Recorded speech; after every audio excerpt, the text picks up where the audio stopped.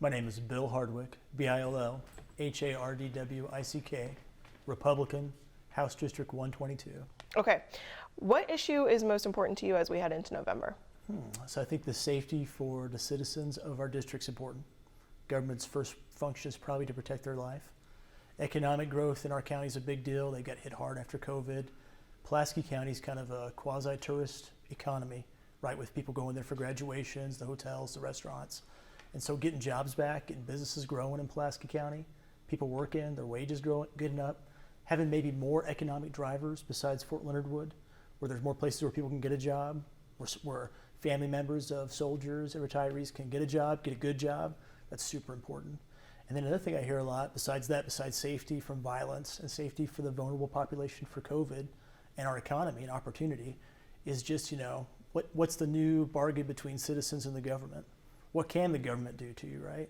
What rights are residual? What are the boundaries of government power under the Constitution? And those are things that are really important. I hear people talking about, asking me about when I'm campaigning. And those are kind of my top 3 issues. Okay. What are we doing wrong, if anything, right now, and what will you do differently if you win? What are we doing wrong as a state, you mean, maybe? However you take that Okay. question. So what we're doing wrong now is we're all into our corners, and we're thinking about each other as a Democrat or Republican or a label, right? And we're not thinking of each other as a human being, and we're thinking about how everybody should benefit. What should be a system of rules or a system of allocation that benefits everybody? What's good for everybody? We're just trying to think, and I think it's not anybody's fault individually. It's probably a product of social media. It's probably a product of just listening to people who agree with you, being in an echo chamber. It's probably a product of that makes us kind of have this tribalism, right? I'm not immune to it, right? I fall into it sometimes. What I'm really trying to do is, instead of see people as a Republican or a Democrat or whatever label people have, is just try to see people the way God sees people and just love people as human beings. So if I were elected, what I'd try to do is I'd have my beliefs and I'd be upfront about them. And here's my principle. Here's my conclusion about what's a good policy. And if anybody wants to know my thought process, I tell them my line of thinking to get there. But then ultimately, I see people as human beings that have value, and I want good for everybody. Which is what I'm trying to do. I'm trying to do this new thing where, that's the way God views people, and I'll try to view people the same way, right? As human beings that have value and worth. Okay. What is most important to the district? So the district's kind of interesting. Pulaski County is interesting, right? As you go north, it's more rural, and people who may be 3rd or 4th or 5th generation Missourians. As you get to the south area, there's Fort Leonard Wood. And around Fort Leonard Wood, there's people who've moved from all over the country, right? And so what's important is that, just talking to voters, the safety of an individual is important, right? If they're watching TV seeing violence, or it's the population that's vulnerable to COVID, right? Your grandparent that's in the nursing home, or the person who's maybe immunocompromised or has a pre-existing condition, and there's just kind of some uncertainty, right? Whether or not they're going to be okay. And nobody really knows that, and that makes people kind of edgy. So there's that issue of people's lives, right? It's got to be priority number 1. But then there are a lot of businesses that were open and thriving 6 months ago in our district that they haven't opened their doors back up. And there are a lot of businesses that they've opened their doors back up, but they're having trouble attracting customers, or having customers feel like it's safe to do business there. Or they're having trouble getting employees to come back to work, right? And there's all kinds of reasons for that. It's a complex Rubik's Cube why that's the case. But for those people who start those small businesses in Pulaski County, they're the ones funding everything else in the government. They're the ones funding the state rep salaries. They're the ones funding the research, the grants, right? The scientists at Mizzou. They're the ones driving the economy. And so it's really important to me that somehow, and I don't mean it in a reckless way, I don't mean it in a foolish way, but I mean in a really intelligent way, in a thoughtful way, that we get them back growing again, and we get their businesses thriving again, so that our tax base increases, so that somebody who just finished high school or just got a degree, they know there's a good job there, there's an opportunity for their economic situation to improve. And then as the tax base grows, that solves a lot of problems across the state of Missouri too, right? That's more money for research, that's more money for the social programs that can help people, that's more money for better education, which again solves a lot of problems. So the way I see it, as that economic opportunity expands, and the economy expands, and the tax base expands, then that has sort of a feedback effect, right? Positively, right? More money to the system, goes back to reinvestment into education or whatever, and then it just grows and grows and grows. Success begets success. If it goes the other way, it spirals downward, right? There's fewer people working. Okay, they rely on more programs. That's more expenditures for the state. The state has less revenue coming in. They have to make harder and harder choices, harder and harder cuts. That begets more poverty. That begets more contraction, right? It spirals into a negative way.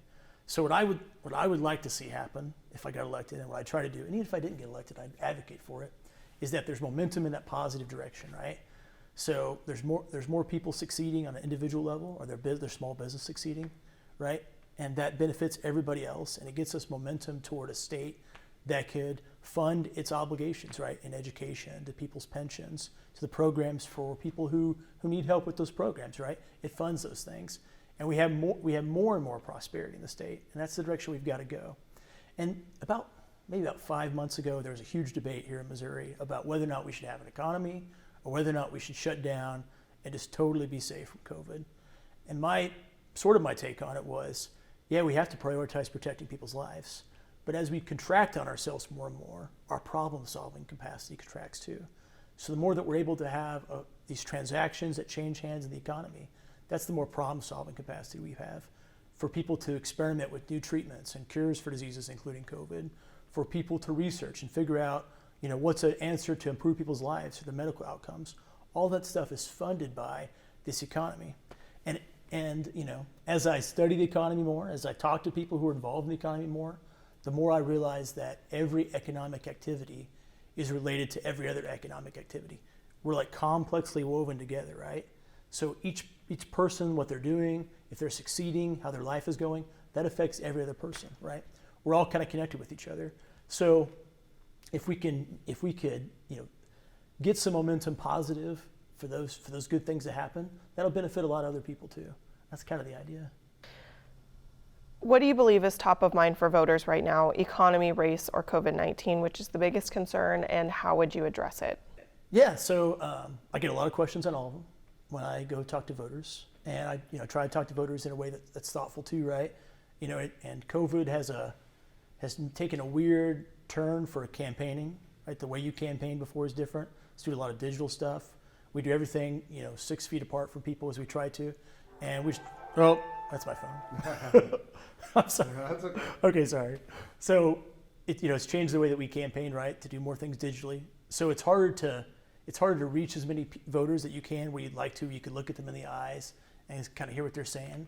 But when we're able to do that, so what seems to be on voters' minds a lot is the violence, is sort of the pandemonium happening in Portland and Minneapolis and Wisconsin. And people, I think, they're upset that government has not fulfilled some of its basic social contract functions. One of that is to treat everybody the same, right? One of that is to adhere to the Constitution, which is the structure that we have here now. Another basic social contract term we have with our government is that they'll protect people from being murdered, from their lives being destroyed, from their businesses being burnt down. So people are upset about both those things, right? And those things are not contradictory. You can have a government and a police force and an executive branch to the mayor system, to the state, that says, hey, these are civil liberties, we recognize them. Hey, we have a value of non-discrimination, that one person who's white's not treated one way and one person who's black's not treated a different way, that everybody should be treated the same under the law, under the Constitution.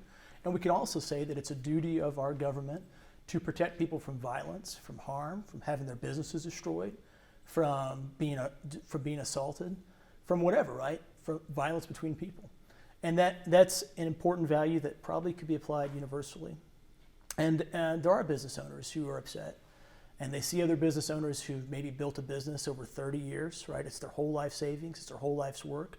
That was the plan, to pass on wealth to their children. And that's kind of an American thing where, and I can relate to that, where there's always one generation that works extra hard, right?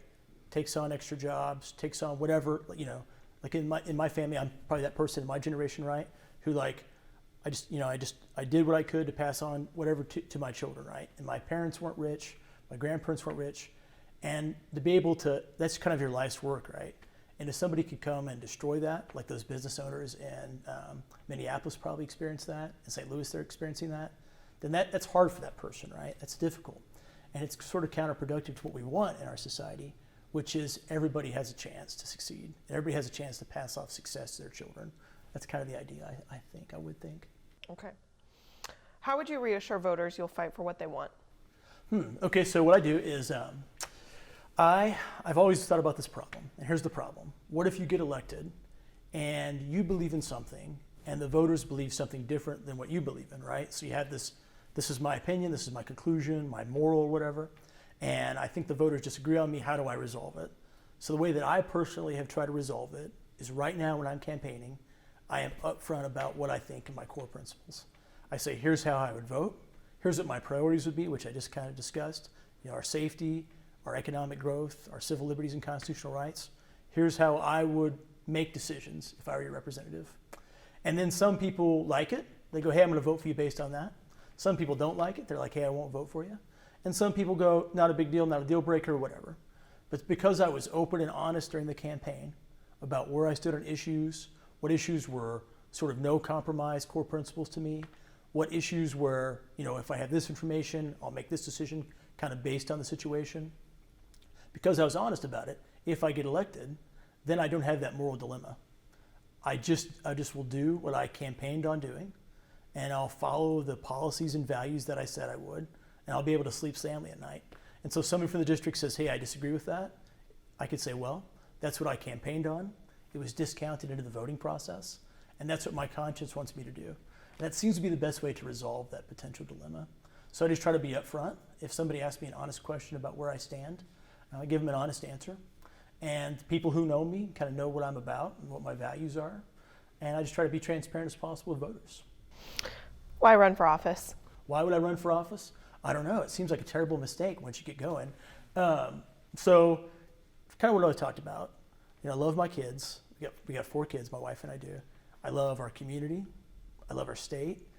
You look around and it seems like that the future, the opportunity for those kids in the future to have freedom, to have an economic opportunity, what kind of situation we have with our government, with each other, all those things kind of seem to be in jeopardy. So if we want a good government and we want a good future, then people who aren't perfect, but people who have good hearts and have kind of sturdy, able to sturdy in the sense they're able to withstand the gauntlet that is running for office, right? Endless, like the just kind of like the difficulty it is of like getting this crossfire of today's politics.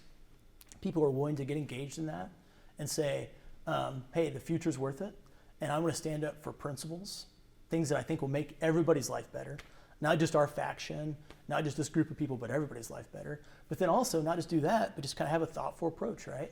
I mean, I'm a conservative. I'm a conservative Republican, and I stand by my conservative Republican beliefs.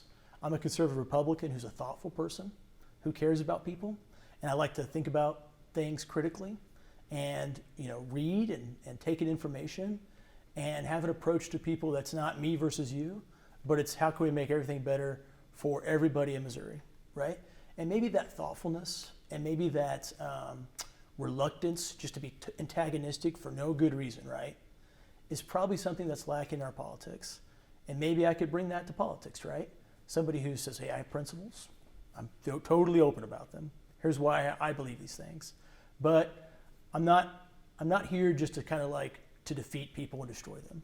I'm here to kind of improve things. And instead of destructing somebody's lives, I'm trying to be constructive.